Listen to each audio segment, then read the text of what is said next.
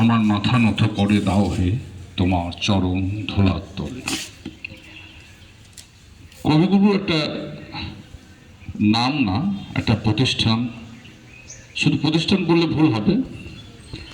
আমরা বাঙালি যারা বাঙালি বলি, এই বাঙালির অস্তিত্ব সমগ্র ভারতবর্ষে তথা পৃথিবীর বুকে যার পশ্চাৎ ছাড়া, যার প্রতিভা ছাড়া বাঙালিকে হয়তো অনেকে চিনতেই না, সেই কবিগুরু রবীন্দ্রনাথ। তার সম্বন্ধে বেশি কিছু বলা আমাদের মূর্খামি। তো আজকের এই ছোট্ট ঘরোয়া অনুষ্ঠানে আমাদের ছাত্রছাত্রী, আমাদের শিক্ষক শিক্ষিকারা বেশ আপন করে যেভাবে ছোট্ট অনুষ্ঠানটা করলো, বিভিন্ন গানের মাধ্যমে, নাচের মাধ্যমে, পাঠের মাধ্যমে, সত্যি আজকে একটা আলাদা একটা পরিবেশ সৃষ্টি হয়েছে। যেহেতু গ্রীষ্ম অবকাশ চলছে, ছুটি চলছে, তাই সবাই উপস্থিত হতে পারেনি। তাহলে হয়তো একটু বড় করে জমজমক করা যেত। তো তার মধ্যেও কিন্তু আমরা ওনাকে যে স্মরণ করা ছোট করে করলাম, কিন্তু আমাদের মনের মধ্যে একটা আলাদা একটা তৃপ্তি যাচ্ছে। কারণ আজকে যদি শ্রদ্ধা না জানাতে পারতাম, তাহলে মনের মধ্যে একটা আলাদা ছটফট হতো। হ্যাঁ, তো যাই হোক, আজকের এই বিশেষ দিনে সব থেকে বেশি পাওনা, আজকের এই দিনে আমারই মাস্টারমশাই, আমি 87, 88, 89 সালে উচ্চশিক্ষা যখন পড়ি, সেই মাস্টারমশাইকে আমি পেয়েছি, শ্রদ্ধেয় সরজিৎ রায় মহাশয়, যিনি পাওলা গ্রাম, পাওলাডাঙ্গার এই স্কুল যার সাথে যুক্ত, তিনি অধ্যক্ষ ছিলেন এবং স্বনামধন্য তিনি অঙ্কের টিচার, অধ্যাপক। আমি ওনার কাছে পড়েছি, তো ওনার সম্বন্ধে একটু না বললেই নয়। তো অবাক হতাম তখন যে সেই সময় 11-12 অঙ্কের যে কোনো পাতা, কোন পাতায় কত নম্বর শেয়ালে কি অঙ্কটা আছে, তার উত্তর কি ওনার মুখস্থ ছিল। আমরা যখন কোশ্চেন কিছু পড়তাম, উনি বলে দিতেন, দেখ এত নম্বর পাতায় এত নম্বর শেয়ালে এই মানে অঙ্কটা আছে। তারপরে একটা প্রাইজ পাওয়ার জন্য আমি গিয়েছিলাম।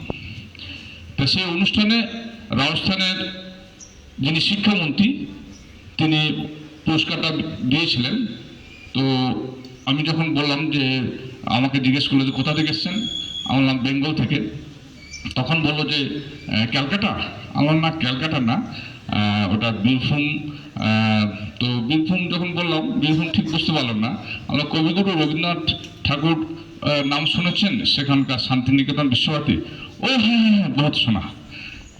তো এই যে একটা ব্যাপার, মানে আজকে বীরভূমকে কেউ হয়তো চিনতই না। বীরভূম শান্তিনিকেতন যদি না থাকতো, রবীন্দ্রনাথের স্পর্শ যদি না পেতাম, তাহলে বীরভূমকে হয়তো কেউ চিনতই না। গোটা বিশ্ব, আমাদের যে ভারতবর্ষ, সমগ্র ভারতবর্ষ থেকে শুরু করে বিশ্বের দরবারে এই বীরভূম নাম, এবং এই বীরভূমে কত মহাপুরুষদের রবীন্দ্রনাথকে ধরে রবীন্দ্রনাথের পদপার্শ্ব পাওয়ার ফলে এখানে কত মনীষী যে এসছে, সেটা আমরা কল্পনা করলে অবাক হয়ে যাবে। কে না এসছেন, আর যে জায়গায় এসছেন সেটা কি। আজকে রবীন্দ্রনাথ না এলে এই বোলপুরটা কি হতো, একটা রুক্ষ। আমরা সত্যি গর্বিত যে রবীন্দ্রনাথকে না পেলে আমাদের কি হতো। এই বোলপুর মাটিকে আমাদের, আমি আরো এক জায়গায় গিয়েছিলাম একবার, তো সেখানে যখন শুনলে যে আপনি কবিগুরু রবীন্দ্রনাথের জায়গা থেকে এসছেন, আমার চেয়ে বয়স্ক মানুষ, তিনি আমাকে প্রণাম করতে আসছেন, এই কবিগুরু মাটির জায়গা থেকে এসছেন। ভাবতে পারছেন, আমরা সেটা ভাবি না যে এখানকার মাটিটা ওনাদের কাছে কত পবিত্র। তো রবীন্দ্রনাথ তার এই কর্মস্থলটা তিনি তার জীবন দিয়ে সব কিছু উৎসর্গ করে এই শান্তিনিকেতনটাকে তিনি গড়ে তুলতে চেয়েছিলেন। আমি আর বেশি কিছু বলছি না, অনেক টাইমটাও পেরিয়ে গেছে, 10টা বেজে গেছে, খিদেও পেয়েছে, অনেক হয়তো না খেয়ে এসছেন। তো সর্বোপরি আমি শেষে আমি সহযোদ্ধা যেমন আমাদের প্রধান অতিথি হিসাবে রয়েছেন, বিশেষ অতিথি হিসাবে আমাদের এমসি অন্যতম সদস্য ডাক্তারবাবু, তিনি সবসময় ছোট আসেন। তিনি কি ছুটির দিন, কি স্কুল খোলার দিন তিনি কিন্তু প্রতিদিনই এবেলা খবর নেন, দেখেন, আসেন, স্কুল খোলা থাকলে ছুটে দেখেন। তো এরকম একটা মানুষকে পেয়েছি।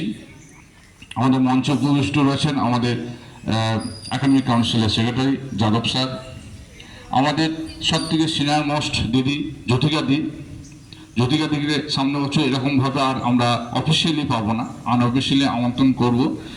তো উনি রিটায়ার করছেন সামনে অক্টোবর মাসে। ওনার এই রবীন্দ্র জয়ন্তী সব কিছু এবছর শেষ উনি কবিতা অফিসিয়ালি হিসাবে শিক্ষিকা হিসাবে কবিতা করে গেলেন। উনি সেটা ভাবতে পারছেন না, হয়তো পরে আফসোস করবেন।